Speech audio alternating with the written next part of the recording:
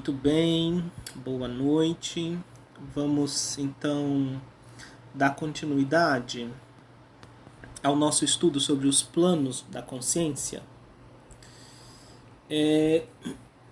Na nossa conversa passada, a gente falou bastante, na verdade, sobre as três figuras, né, do diagrama, e especialmente sobre a primeira e sobre a terceira, né, das figuras do diagrama. Eu espero que vocês tenham aí esse diagrama aberto, né?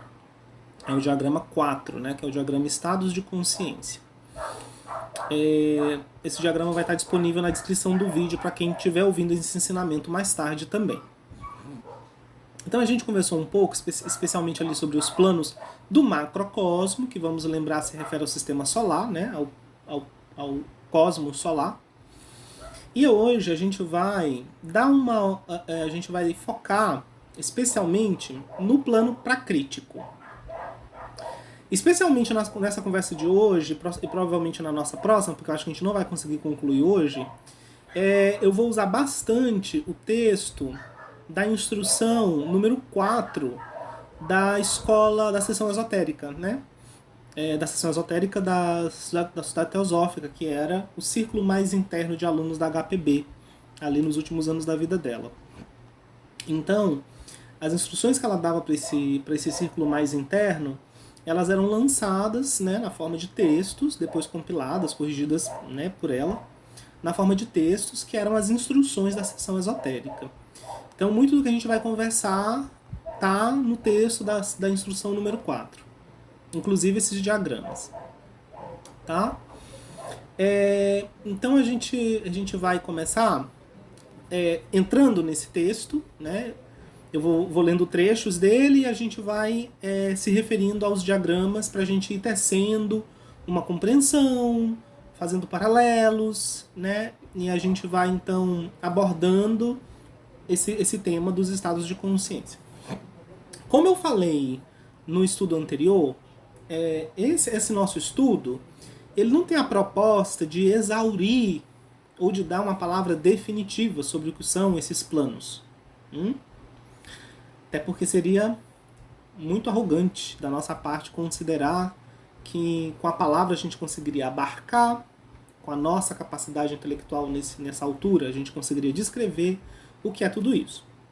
Mas, lembrando sempre, né, da importância do estudo do conhecimento oculto para o nosso desenvolvimento procutivo, esse estudo tem a proposta de estimular a reflexão, estimular a investigação, e especialmente nos ajudar a afiar um pouco a nossa intuição, né? Abrir aí os ouvidos, digamos assim, para a voz da intuição. Então, muito bem, espero que vocês tenham aí com o diagrama 4 aberto. A HPB fala assim, ó, esse diagrama representa o tipo do sistema solar. A gente falou sobre isso bastante, né, no nosso estudo anterior.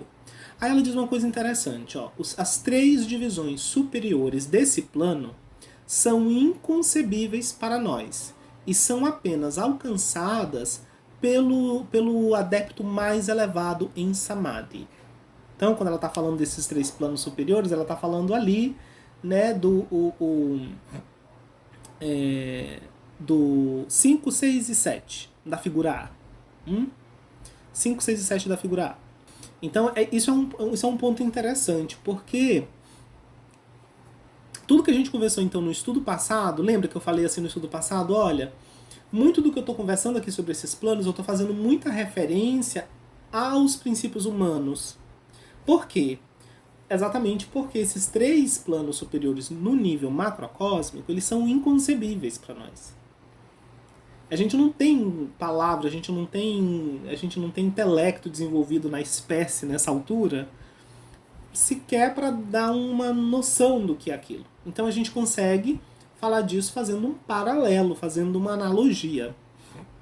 E por isso, especificamente, por exemplo, quando a gente estava conversando ali sobre o sétimo plano, né, que é o áurico, ou o átmico, né, que é o sétimo ali do macrocosmo, eu basicamente falei sobre os atributos do ovo áurico humano.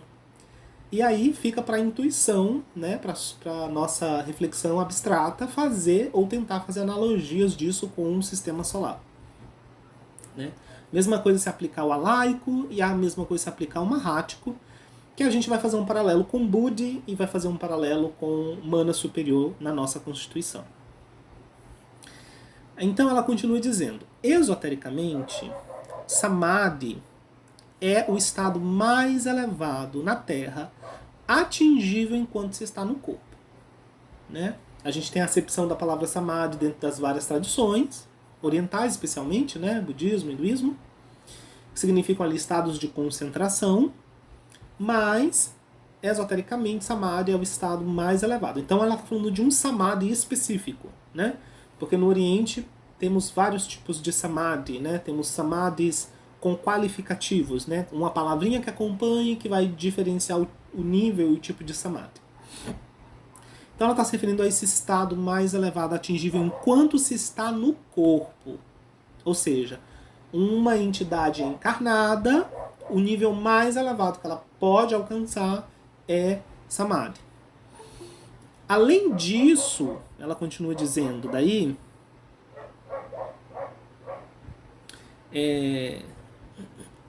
que além disso, o iniciado deve se tornar um Nirmanakaya. Então a gente vamos fazer uma correlação aí. Então, esses 3 níveis superiores ali, né, do sistema solar, são alcançáveis apenas pelo adepto mais elevado em Samadhi.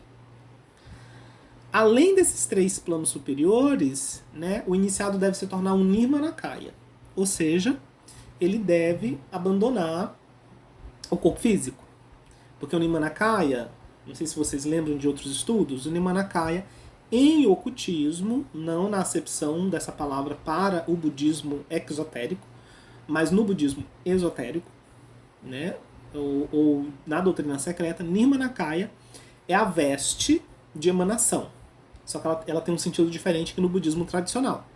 Essa veste de emanação é aquele corpo que a gente pode chamar de etérico, né, que o adepto tece para si mesmo e para o qual ele transfere sua consciência sem passar pelo processo ordinário da morte, que é a ruptura de consciência. Né?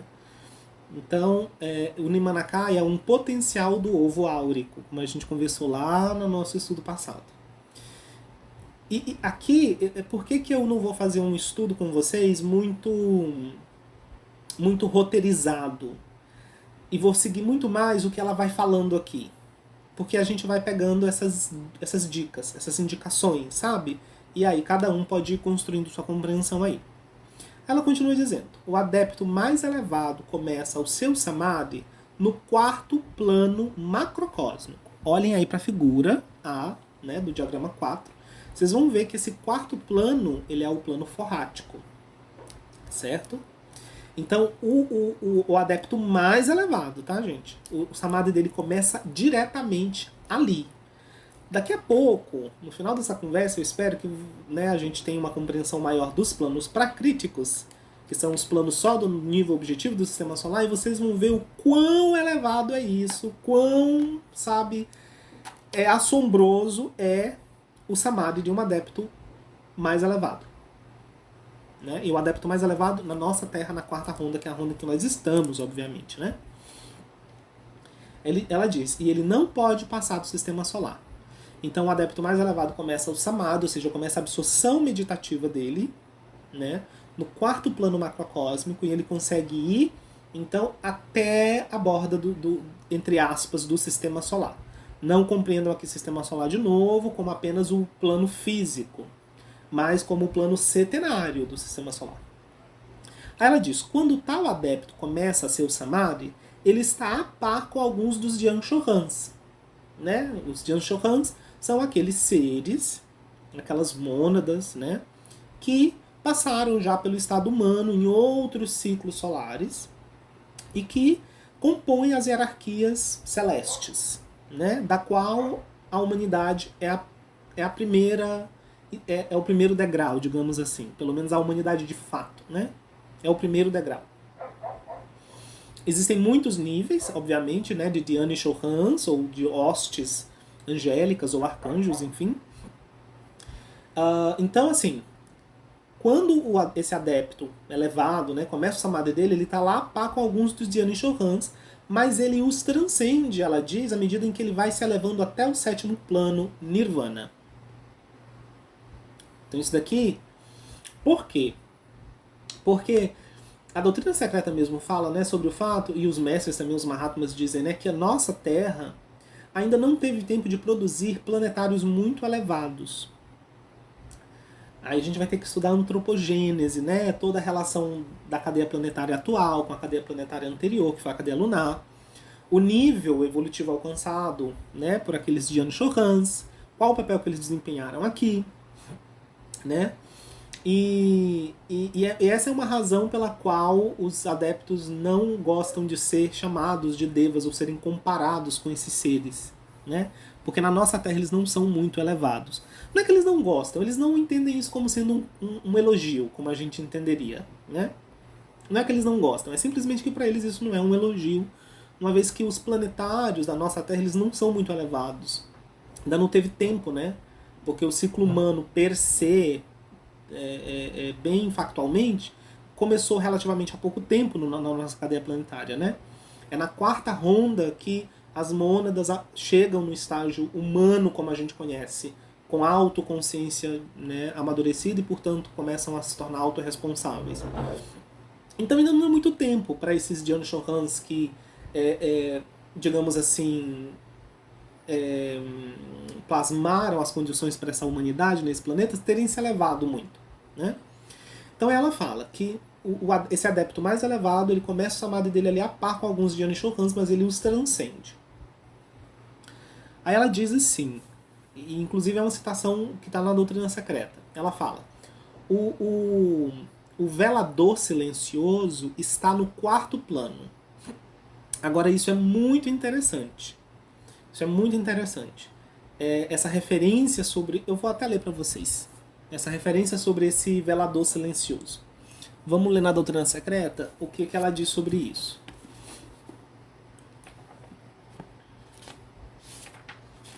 Tá. Ó, ela diz assim: o ser ao qual você acabou de referir no parágrafo anterior, porque ela está falando ali da terceira raça, né? É o momento em que, ali pela terceira raça, raiz, a hierarquia se estabelece no nosso planeta, digamos, né? A fraternidade, ela se inicia de fato no nosso planeta fisicamente. Então tem um ser ali que desce, né? Um ser que desce de uma elevada região na primeira parte daquela terceira era, antes da separação dos sexos. Aí, se referindo a esse ser, ela diz: esse ser, acima referido, tem que permanecer não nomeado. Ele é a árvore da qual, em eras subsequentes, todos os grandes sábios conhecidos historicamente e hierofantes, tais como Rishi Kapila, Hermes, Enoque, Orfeus, etc., foi daí que eles surgiram, né, como ramos. Né? Como um homem objetivo, ele é o misterioso, para o profano sempre invisível, ainda assim sempre presente personagem a respeito do qual as lendas abundam no Oriente, especialmente entre os ocultistas e estudantes da ciência sagrada. É ele que muda de forma e ainda assim permanece sempre o mesmo. E é ele de novo que tem domínio espiritual sobre todos os adeptos iniciados por todo o mundo. Ele é, como se disse, o inominável, que tem muitos nomes e ainda assim cujos nomes e cuja própria natureza são desconhecidos. Ele é o iniciador, chamado o grande sacrifício. Pois, sentado na soleira da luz, luz com letras maiúsculas, ele olha dali, ele olha, né, para a luz a partir de dentro do círculo da escuridão, que ele não cruzará. Nem ele abandonará seu posto até o último dia desse ciclo de vida. Por que o solitário velador permanece nesse posto autoescolhido? Porque ele senta na fonte da sabedoria primeva, da qual ele não mais bebe, uma vez que ele não tem mais o que aprender, não tem mais o que ele não saiba, nem nessa terra e nem no céu. Por quê? Porque os peregrinos, sozinhos, de pés machucados, em seu caminho de volta para o lar, nunca têm certeza, até o último momento, de não se perder no caminho, nos desertos ilimitados da ilusão e da matéria chamado vida terrena. Porque ele deseja mostrar o caminho àquela região de liberdade e luz, da qual ele é um exilado voluntário ele mesmo, para cada prisioneiro que teve sucesso em se libertar dos laços da carne e da ilusão. Porque, em resumo, ele se sacrificou pelo bem da humanidade, embora apenas uns poucos eleitos possam se beneficiar do grande sacrifício. É sob a orientação silenciosa e direta desse Mahaguru, desse grande guru, que todos os outros instrutores e professores menos divinos da humanidade vieram.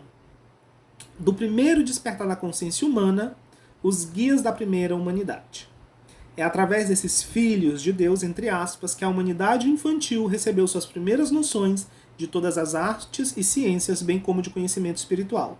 E são eles que colocaram a primeira pedra fundamental daquelas civilizações que confundem tão dolorosamente nossa geração moderna de estudantes e eruditos.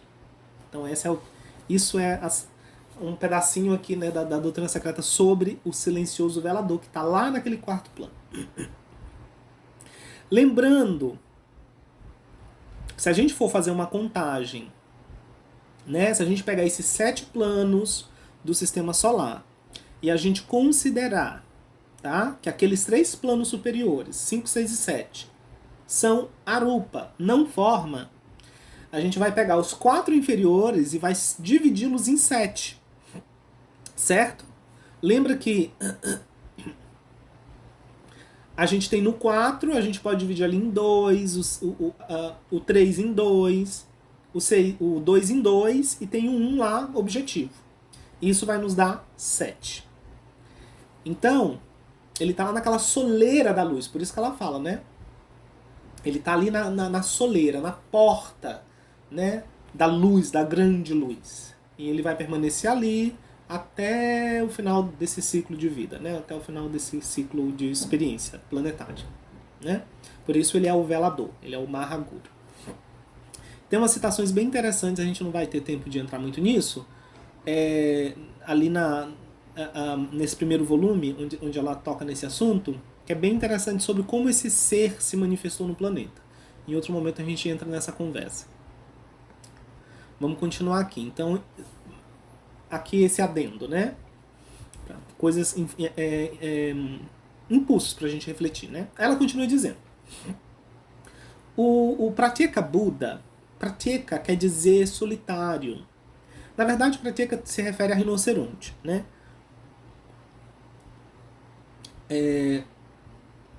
O Pratyeka Buda ele é chamado assim porque dentro do budismo, um Pratyeka Buda é aquele ser que ele faz aspirações muito grandes de aparecer numa época em que não tem ensinamento, para que ele possa alcançar a iluminação, o nirvana, sem a ajuda de um professor. Só que a realização dele não é no mesmo nível de um Buda, né? um Buda completo, digamos assim. E, portanto, ele não ensina o Pratyeka Buda. Por isso que ele é um Buda solitário. E ela chama esse Buda de Buda do egoísmo. Então ela diz, o Pratyeka Buda, o Buda do egoísmo, chamado assim por conta de seu egoísmo espiritual, né? Ele é chamado o rinoceronte, porque o rinoceronte é um animal solitário, nunca pode passar além do terceiro plano, ali do terceiro plano do macrocosmo, do plano solar, que é o plano de Jiva, né? Esse Pratyeka Buda conquistou de fato seus desejos materiais, mas ele ainda não se libertou de seus anseios mentais e espirituais. É o Buda da compaixão apenas que pode transcender esse terceiro plano macrocósmico. Então a gente vê aqui, né, mais uma informação assim interessante, né, que nos aponta ali alguma coisa da natureza desses planos macrocósmicos, né? seja, esse Pratyeka Buda, né, esse Buda solitário, o nível dele, né, de Samadhi não passa daquele terceiro plano, né, porque ele realmente conquistou os desejos materiais, mas ainda tem ali anseios mentais e espirituais.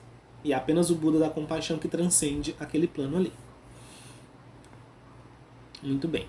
Agora, a gente vai olhar mais aprofundadamente para a figura B. E eu peço de novo que vocês lembrem, essa figura B, ela é o desmembramento daquele primeiro plano do macrocosmo, que é a figura A. Então são 7 subplanos daquele primeiro plano. E aí eu espero que vocês tenham feito a lição de casa que eu pedi no último estudo, né? Se vocês tiverem feito, vocês vão poder fazer várias analogias e ter informações talvez bem interessantes sobre muitas coisas. Que é, ali naquela figura B, lá no primeiro plano, que é o objetivo, tem um asterisco. E eu falei para vocês, olha, esse asterisco, ele diz que é aí que está a nossa Terra física, da cadeia planetária. Então eu espero que vocês tenham feito lá a contagenzinha e colocado nesses subplanos aí os demais globos da nossa cadeia. Lembrando que, de novo, como os 3 planos superiores correspondem analogicamente aos 3 planos superiores no macrocosmo, eles também são, vamos dizer assim, relacionados com o nível Arupa, né? O que faz com que os nossos globos da nossa cadeia estejam nos 4 planos inferiores, lá do quarto para baixo, do forrático para baixo. Nós temos um globo no plano objetivo, 2 no plano astral, 2 no plano gívico e 2 no plano forrático, perfazendo assim 7 globos. A partir daí é com vocês as analogias sobre os demais globos da nossa cadeia planetária. Então a gente vai entrar um pouco nesse nível aí da figura B, que é o plano pracrítico. Então o plano pracrítico, ela diz, é o plano mais inferior da consciência macrocósmica, que representa o corpo, entre aspas, dos sistemas solares, com suas próprias 7 subdivisões ou 7 estados de consciência pracrítica, cada uma correspondendo a um estado da consciência macrocósmica. Aí tem uma nota nessa instrução que diz assim, a HPB ela não explicou as consciências pracríticas, ela não explicou a consciência pracrítica como um todo. Ela deixou que o estudante trabalhasse as correspondências junto com o macrocosmo e o microcosmo, meramente apontando que a consciência pracrítica, ou do plano objetivo dos sistemas solares, é objetivo em relação ao sistema. Isso é, ele é o mais denso, né, em relação ao material. Tem os seus próprios 7 estágios, e cada tal subestágio formando, no total, 49 subestágios do sistema solar. Então, né, a gente tem 7 subplanos do pracrítico, 7 subplanos de cada um dos outros, o que faz 49. 7 vezes 7, 49. A nota continua dizendo, deve ser lembrado que a palavra objetivo é relacionado ao observador. O plano astral pracrítico é objetivo para clarividentes e alguns animais. Ele precisa ser desenvolvido.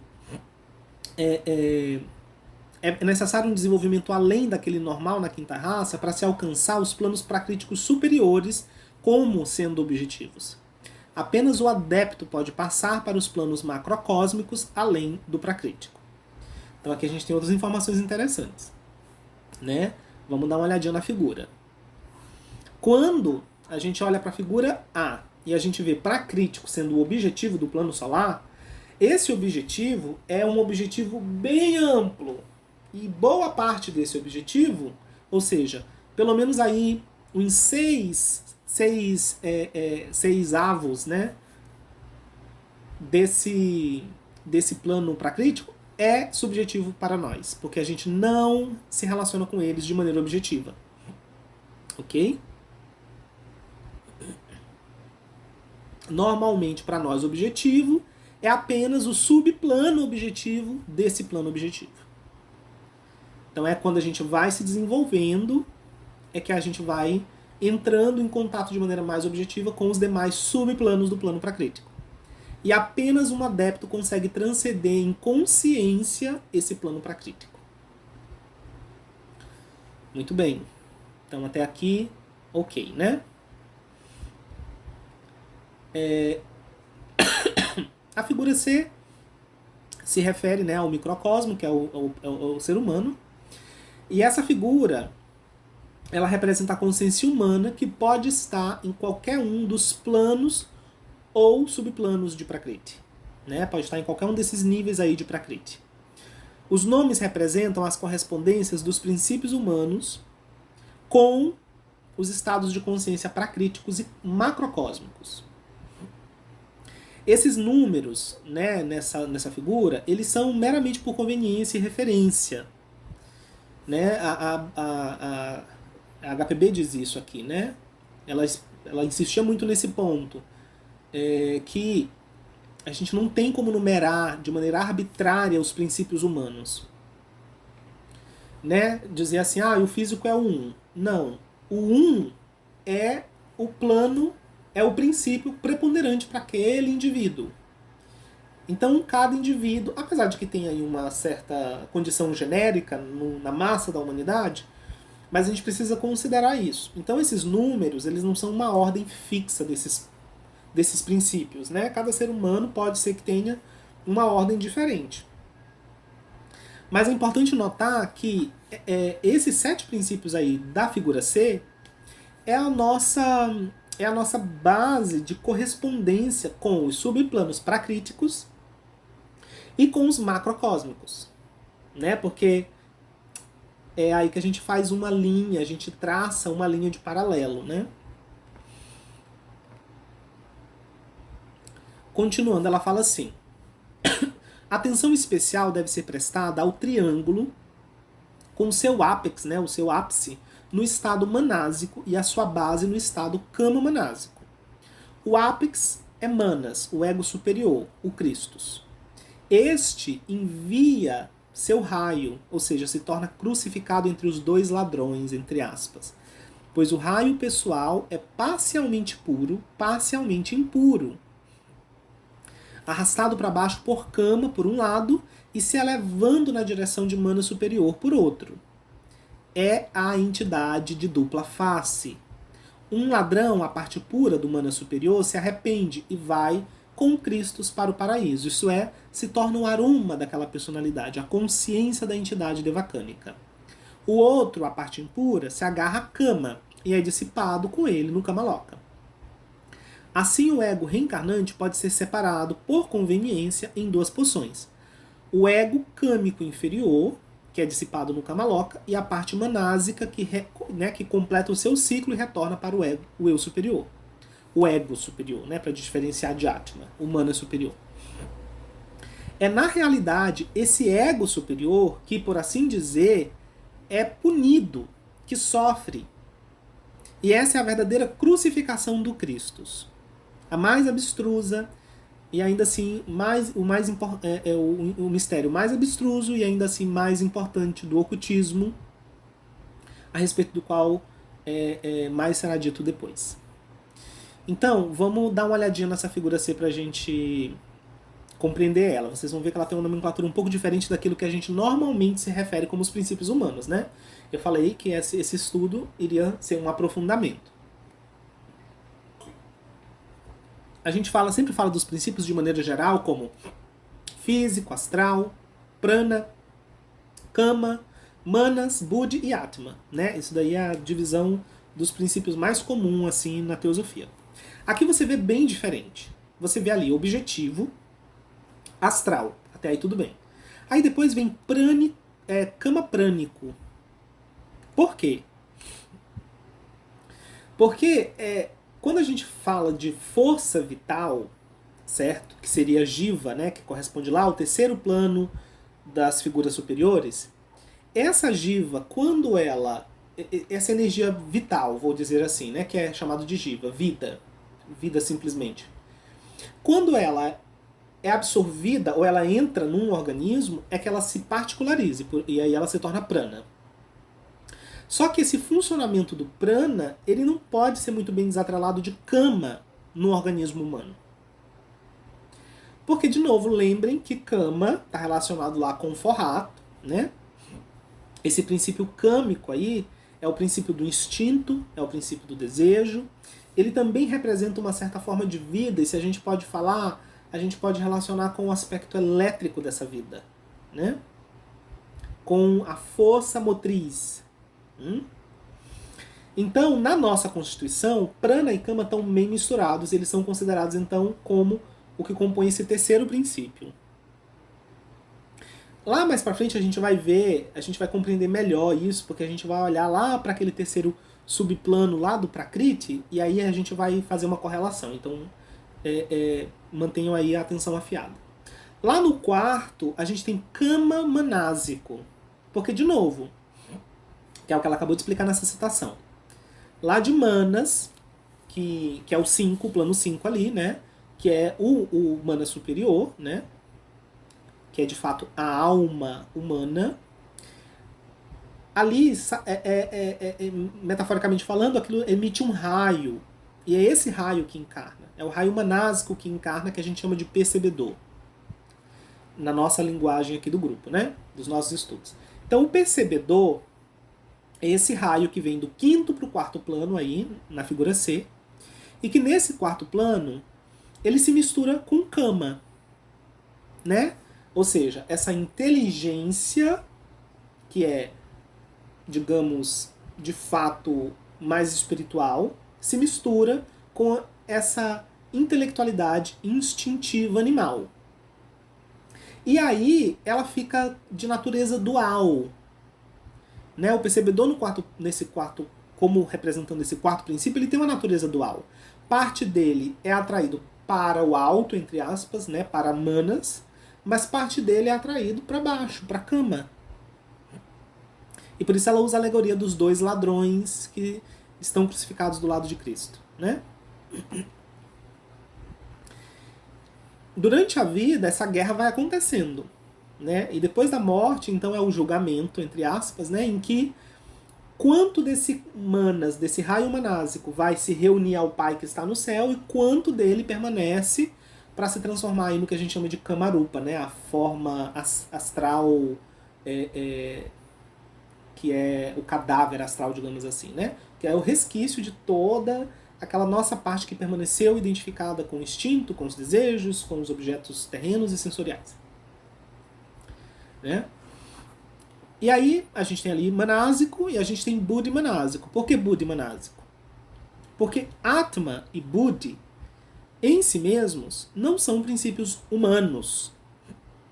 Atma é espírito universal. Buddhi é o veículo desse espírito. Buddhi é o veículo desse espírito.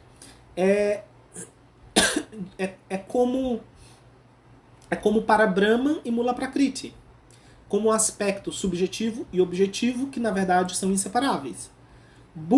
Atma sem Buddhi é uma negação, é uma inexistência. Não existe, não é uma afirmação.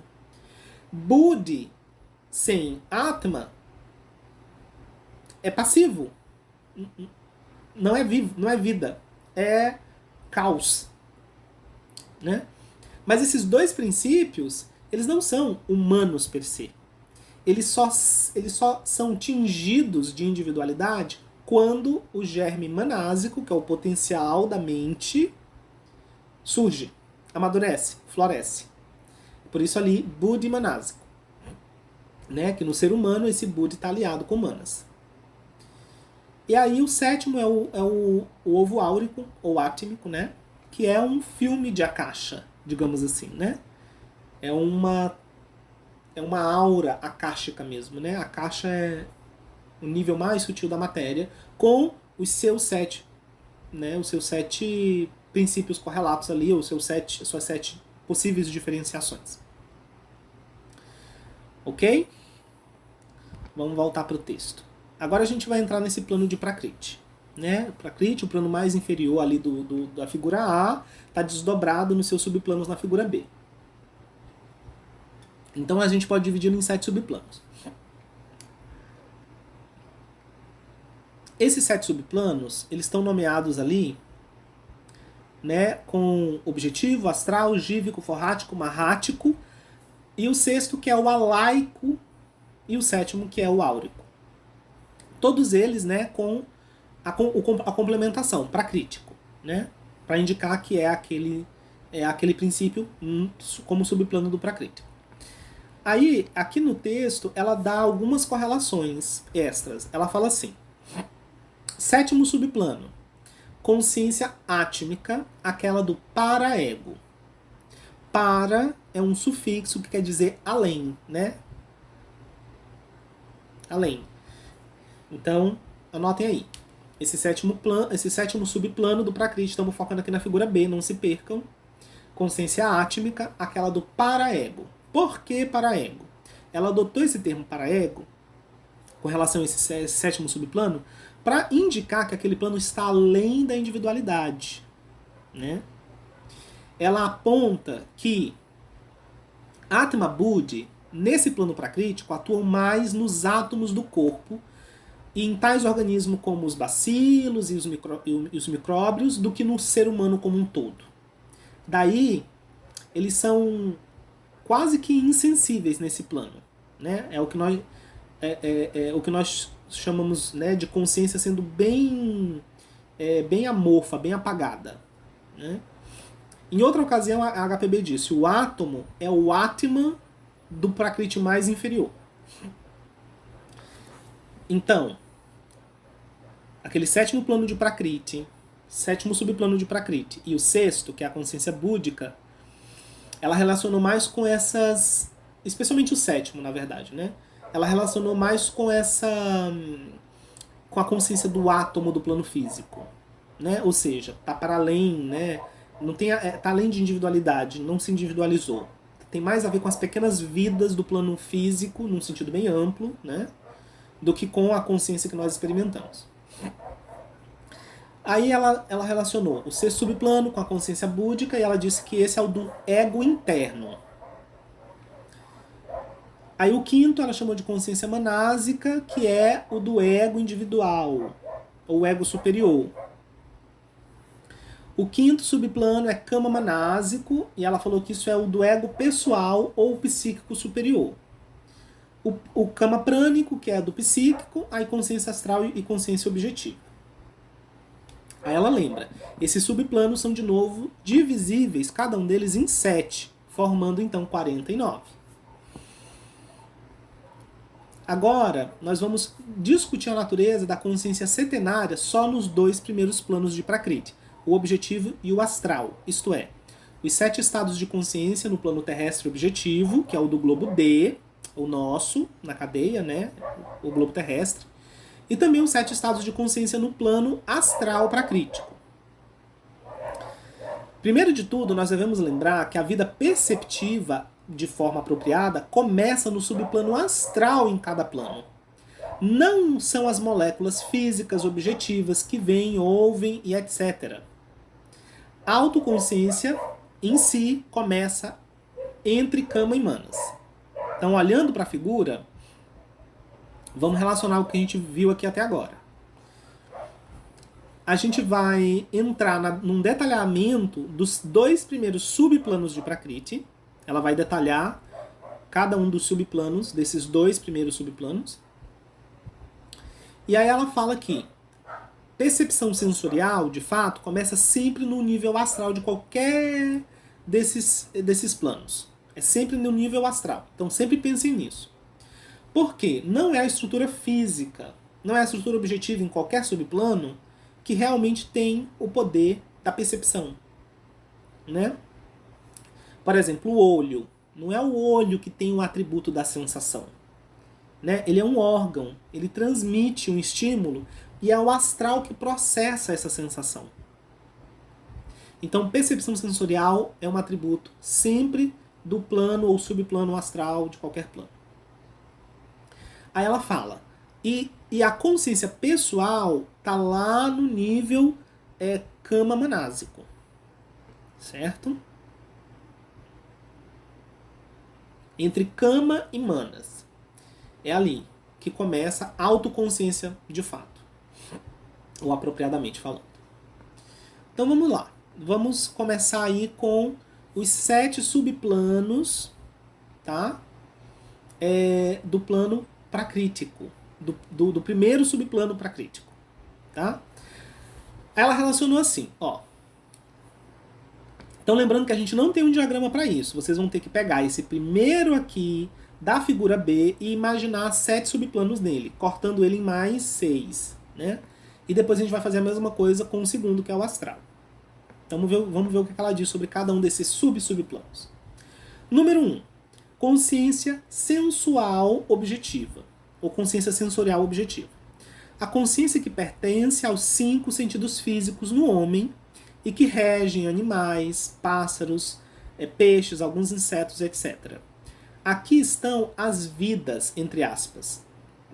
Sua consciência está em Atma Buddhi. Elas são completamente sem manas. Então, esse primeiro subplano do plano objetivo de Prakriti é a consciência que pertence aos 5 sentidos físicos.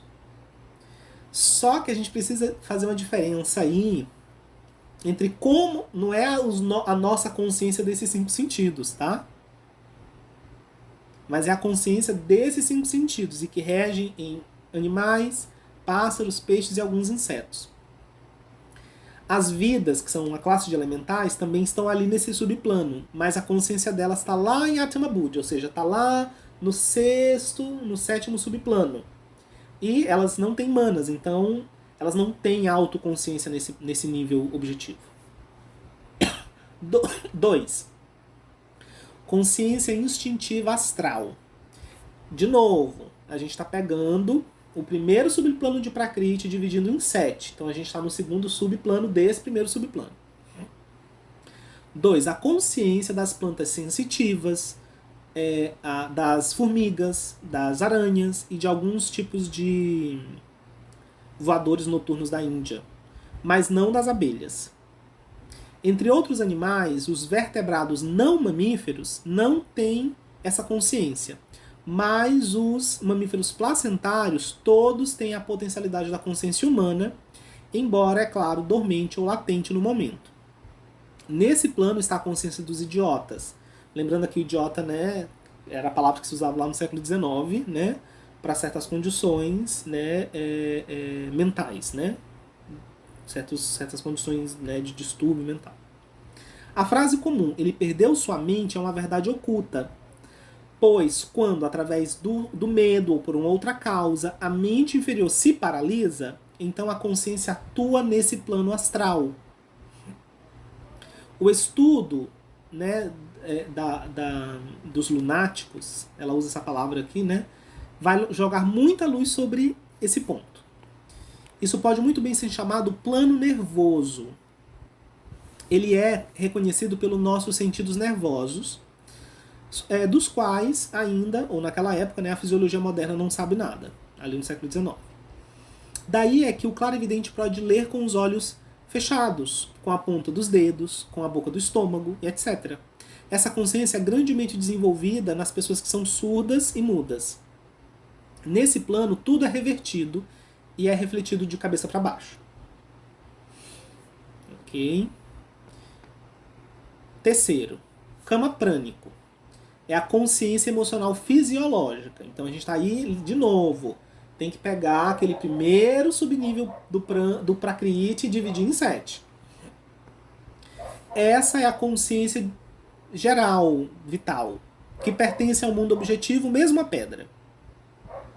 Pois se a pedra não fosse viva, ela não poderia decair, ela não poderia, né, se decompor, se quebrar ou emitir uma chispa. A afinidade entre elementos químicos é uma manifestação dessa consciência kamaprânica. A esse plano também pertencem os instintos preservadores da vida, como, por exemplo, o que impede um gatinho de entrar dentro d'água e se afogar. Ela diz, uma pedra não rolaria a não ser que tivesse vida, né, nela. Pois o rolar da pedra não se deve apenas à fricção com a água e etc., ou à ação da geada, mas ao fato de que cada partícula na pedra está num estado de vibração ativa, realizando movimentos rítmicos, e não num estado de inércia. Essas ondas de vida, pulsando na pedra, jogam, né, suas moléculas, uma para cada lado, então permitindo que matéria e influências estranhas entrem entre elas, forçando elas a se separarem. E assim fazendo então que a pedra se parta. Mesmo isso não é tudo, ela diz. A ação vibratória da própria vida, a parte de qualquer interferência externa, tende, em última instância, a causar uma disruptura nas combinações das moléculas que compõem a pedra. Bem interessante essas notas. Então isso daí é o tipo de consciência desse terceiro subplano do Prakrítico. Quarto subplano, né, seria relacionado com o campo manásico. Ela diz, é a consciência emocional, passional ou psíquica. Nos animais e nos idiotas, é a consciência instintiva nos planos inferiores da sensação está nesse estado. No homem, estas são racionalizadas. Né? Na pessoa saudável, isso é racionalizado. Por exemplo, se um cachorro é fechado num quarto, ele tem um instinto de sair, mas ele é incapaz de fazer isso porque o instinto dele não é suficientemente racionalizado para usar os meios necessários para sua liberação. Um homem imediatamente toma conta da situação. Ele se libera. Os graus mais elevados dessa consciência camamanásica são psíquicas, existindo nesse subplano, como em todos os outros, 7 graus, do instintivo até o psíquico. Aí o quinto subplano, consciência emocional mental, manásico. Desse plano, Manas então se estende até Mahat. É a única coisa que ela fala sobre isso. Sexto, búdico, ou a consciência emocional espiritual. O plano de Budi, ou do envelope áurico. Desse plano, a consciência vai até o Pai no céu, o Atman, refletindo tudo que está no envelope áurico. Os estados manásico e búdicos cobrem os planos do noético ao divino. Mas é impossível nesse estado defini-los inteligivelmente. Chame o plano mais elevado de X se você quiser, você não vai conseguir entendê-lo. Então, assim, vai de lá até os planos, aqueles que a gente não consegue descrever, né? Então foi isso aqui que ela falou sobre os 7 subplanos do primeiro subplano prakrítico. Depois vocês vão estudar, façam anotações e comecem a compor sua compreensão, né, mais ou menos do que tipo de vida está com sua consciência ancorada em que subplano desse plano prakrítico. Agora a gente vai para o astral, que é a consciência prakrítica astral. Agora a gente vai ali para o segundo subplano do prakrítico. Vamos dividi-lo em 7 de novo e vamos trabalhar em cada um desses subplanos. Então ela fala assim, vocês vão ver que tem muita semelhança, né? Ela fala assim, o primeiro é a consciência objetiva. Só que é a consciência objetiva do astral, tá? Então o primeiro subplano desse subplano astral é um tipo de consciência objetiva. Ela diz, tudo que é visto nesse plano deve ser invertido ao se traduzir para os termos da consciência objetiva. Por exemplo, os números aparecem de trás para frente. 591 aparece como 195. O correspondente astral objetivo, o astral objetivo corresponde em tudo ao terrestre objetivo, ou à consciência sensorial. Então, vamos lá. O primeiro subplano desse segundo, ele é uma cópia astral de tudo que está lá no primeiro subplano do objetivo. É uma cópia. A única coisa é que ele vai estar invertido. Mas ele é uma cópia. Aí o segundo subplano é a consciência astral. Então é o astral do astral. Essa segunda divisão corresponde ao segundo do plano inferior. Né? Então, assim como a gente teve lá no segundo plano, lá do plano objetivo, né, que é a consciência instintiva astral, é o correspondente dele. Aí ela fala assim, mas os objetos aqui são de extrema tenuidade, são os astrais astralizados, por assim dizer. Esse plano é o limite da visão do médium comum. Olha para vocês verem, o médium comum, a visão dele chega aí. Ele nem vê o astral inteiro, que é o astral do Prakriti. Ele está vendo só até o segundo subplano do subplano astral do Prakriti. Aí ela diz: para alcançá-lo, uma pessoa que não é mediúnica deve estar ou dormindo, ou em transe, ou sob a influência do gás que faz rir, ou de alguma droga. O delírio comum, né, durante um delírio comum, a consciência também passa para esse plano. É o que ela fala sobre isso. Então a gente já tem aí pistas de fazer certas correlações com a condição desse estado. Terceiro subplano, consciência prânica kama, né, ou kama prânica. Então aqui é o terceiro subplano do segundo subplano do Prakriti, que é o astral. Esse estado é de uma natureza intensamente vívida. A consciência está nele durante o delírio da febre alta. No delírio tremens, que é aquela condição fisiológica da pessoa que é dependente de álcool, né? Quando ela está no processo de abstinência, às vezes o dependente ele tem esse processo, que é o delírio tremens, né? Que é perigoso, porque ele pode levar à morte, né? Que é uma abstinência aguda, né? Tem alucinação e tudo. Então ela fala, no delírio tremens, o embriagado, né, ou o dependente de álcool, ele passa para esse plano.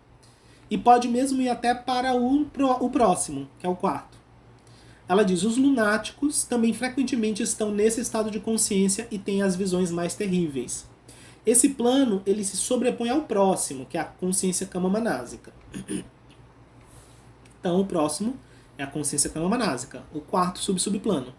Ela fala, esse é o pior de todos os planos astrais. Câmico e terrível. Daí vêm as imagens que causam tentações. Imagens de embriagados e libertinos no Kamaloka impelindo suas vítimas a beber e, né, a depravação. Imagens de todo tipo de luxúria e vício inoculando o homem com o desejo de cometer crimes. Pessoas de natureza fraca e mediúnica imitam essas imagens como um tipo de macaco imitando, né, uma pessoa. E assim caem sob a influência deles, desse plano. Aqui estão enterradas as sementes das epidemias de vícios, de ciclos de desastres, de catástrofes gerais e de todos os tipos que acontecem em grupo. Uma série de assassinatos, uma série de terremotos, uma série de naufrágios. Nos casos mais agudos do delírio tremens, a consciência do sofredor passa para esse plano. Então esse quarto subplano do astral prakrítico é o plano mais terrível, porque é aí que está a semente, né, dos vícios, e é ali que a gente tem as nossas correntes mais sujas, né? E a gente entra em contato com ele durante o dia, né? Porque a gente tem momentos em que a gente recebe aqueles reflexos, aquelas sugestões, né? Aqueles pensamentos, aqueles desejos, aqueles impulsos. E no nível coletivo é aí que tá as epidemias. Sejam elas morais ou físicas. Quinto subplano é a consciência manásica. Aí ela fala, esse plano é o da premonição em sonhos, das reflexões de uma mentalidade inferior, das vislumbres, né, do passado e do futuro. É o plano das coisas mentais e não espirituais. Aí o sexto subplano é a consciência búdica. Desse plano vem todas as inspirações belas da arte, da poesia, da música, os tipos mais elevados de sonhos e os flashes de genialidade. Aqui também pode-se ter flashes das encarnações passadas, embora aqui não possa ser possível localizá-las ou analisá-las. Então, a gente já tem aqui uma diferença marcante entre o sexto subplano e o quarto, né? São os grandes inimigos, digamos assim, né? É do sexto que a gente recebe, então, as inspirações, né? Essa parte mais elevada da mentalidade. E o sétimo subplano é a consciência áurica. A consciência está nesse plano no momento da morte ou em visões excepcionais.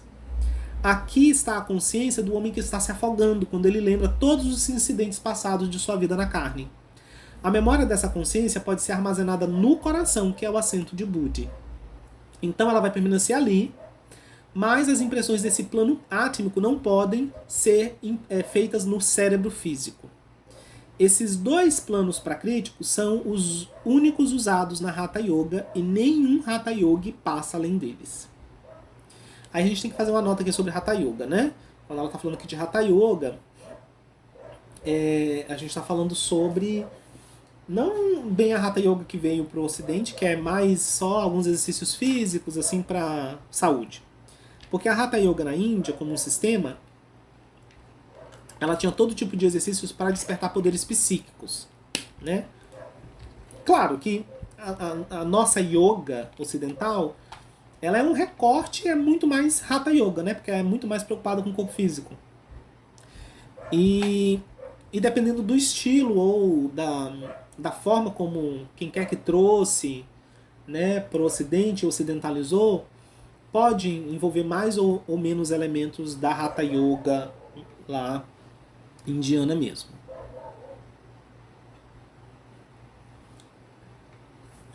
Então a gente fez aqui um paralelo, né, entre esses dois subplanos do plano prakrítico.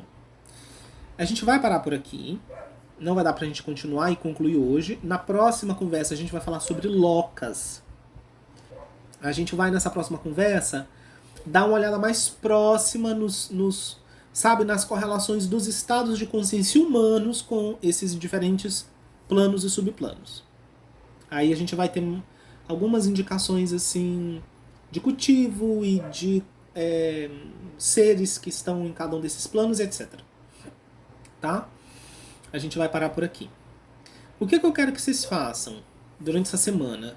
Reouçam esse ensinamento e anotem todas as informações sobre esses subplanos, para que vocês possam ter algum material para vocês, por exemplo, fazerem paralelos com o terceiro plano prakrítico, que é o jívico, o quarto plano prakrítico, que é o forrático, porque eles também são compostos de 7 subplanos, né?